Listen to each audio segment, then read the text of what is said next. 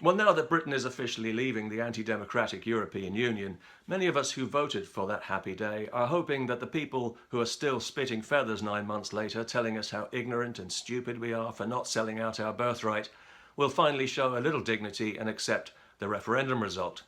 This applies especially to all you public progressives, angry intellectuals, failed politicians, media hacks and tin pot celebrities who are still bristling at being overruled by those you clearly regard as your inferiors.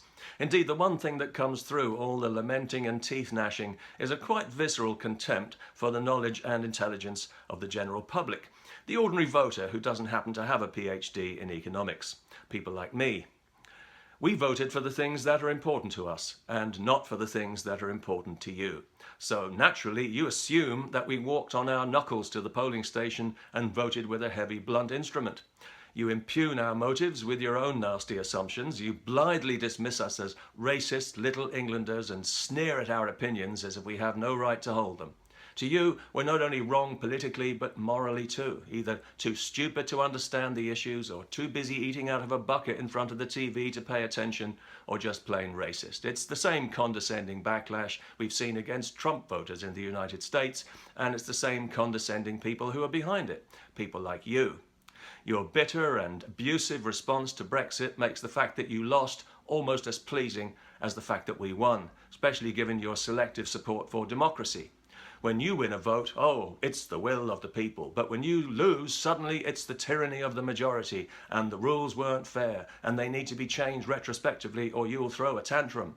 This is the new progressive politics now, where the consensus is that we who voted for Brexit are too ignorant to know what we voted for and too irresponsible to be allowed to vote on such an important matter as who governs us.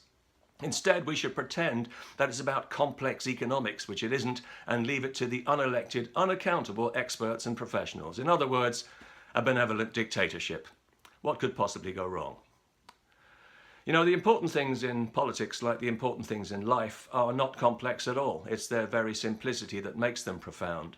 And Brexit was always about such fundamentals, not trade. It was about who governs Britain and who makes our laws.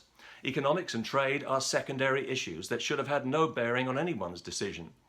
Economic conditions are transient and unpredictable, as the experts have proven to their repeated embarrassment. Trade is negotiable, travel is negotiable, but we decided in the referendum that our sovereignty is not even for this generation's selfish convenience. Now, some people say we should have had a 2/3 majority for such an important constitutional change.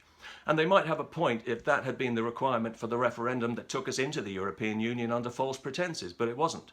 Back then we were swindled out of our sovereignty and constitutionally mugged when we voted in good faith for what we were told was a trading bloc. And then we got saddled with a full-scale political union that we didn't want and never would have voted for. And it turned out that other people in Europe didn't want it either. And they kept trying to tell them in one referendum after another. France, the Netherlands, Denmark, Ireland. Over and over, people told them, we don't want this, and they just kept refusing to listen. So when we in Britain finally got a chance to get out of their clutches, we took it, because this time, unlike in 1975, we knew very well what we were voting for and what we were voting against. 17 million people don't vote against the status quo in the face of overwhelming establishment propaganda and scaremongering without good reason. A simple majority was a damning verdict against the European Union and against the creeping threat it clearly posed to our freedom behind that smokescreen of economics and trade. Now, this illegitimate political monster, this vehicle for the unelectable, is deservedly crumbling and dying under the weight of its own incompetence and arrogance. The tipping point has been passed now. It's lost too much public support and credibility to survive. 10 or 20 years from now, it won't exist. Already the Americans won't take it seriously and have said that from now on they'll only make trade deals with European nations individually, because they know what we all know, that the experts, the professionals, have had their chance in Europe and they couldn't have done a worse job if they'd been trying to screw things up. Look at the unholy mess that all those PhDs in economics have made of the single currency. They clearly don't know what they're doing, or even worse, they do. Either way, their disastrous vanity project has impoverished an entire generation and punished the people of Southern Europe essentially for not being German enough. Somebody should have told them that everyone in Europe would need to be a lot more German if this thing was ever going to work. Their irresponsible migrant policy seems calculated to flood a borderless Europe with criminals, terrorists and rapists. They flout their own rules to expose us to the most violent dregs of humanity who have no right to be here, none of whom we can deport, and whose presence is going to make things permanently more dangerous for all women and girls. Politically, they throw their weight around and behave like dictators. They remove elected governments that won't do their bidding. They even picked a fight with Putin by coveting Ukraine and encouraging the overthrow of an elected government, which is something, let's remember, that they are not.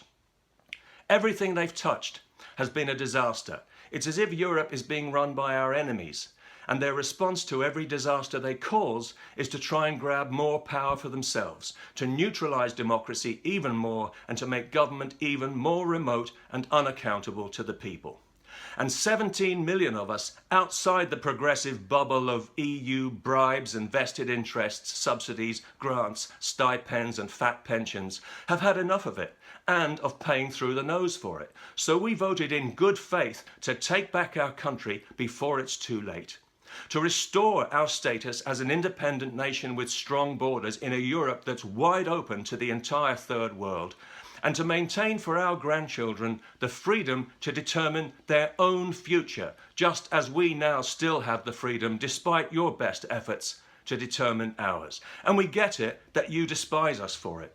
You don't have to keep making the point. Maybe you think we're too dense to absorb it unless we hear it 1,000 times. And we get it that you don't want to be governed by the opinions of people you don't respect. Why do you think that we, the majority, don't want to be governed by your opinions? Sovereignty matters to us in a way that clearly it doesn't matter to you. But that doesn't make us ignorant, immoral, narrow-minded, xenophobic, racist or thick. And it takes a hell of a lot of arrogance for an intelligent person not to see that. But you keep doing it your way. Keep telling us we got it wrong because we're too stupid and ignorant, maybe a bit racist, to know any better. Keep insulting and patronising us, calling us little Englanders and telling us we're too dumb and irresponsible to have an opinion at all, and maybe we'll change our minds. Yeah, and maybe we'll all celebrate next Christmas on Mars. You never know. Britain is leaving the European Union because we voted for it fair and square. And the rotten, unmandated, unrepresentative European Union is deservedly dying. I don't know what else to tell you. If it's too much to bear, put your fingers in your ears and close your eyes. It will all be over soon.